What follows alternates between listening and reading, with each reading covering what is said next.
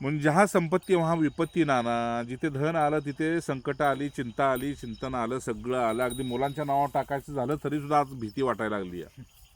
भगवंतावर विश्वास टाकून द्या आणि कुठे असेल ते करा, बस. बाकी कशाला काय चिंता करताय.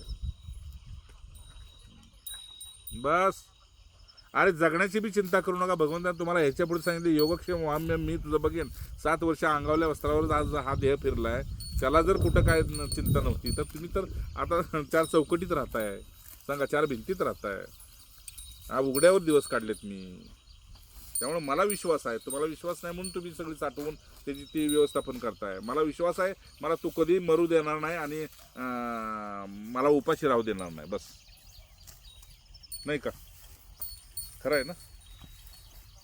बस. मी इतका विश्वास माझ्याकडून घ्या जितका विश्वासानं मी माझ्या गुरूंच्या बरोबर असतो. बस. नारायण.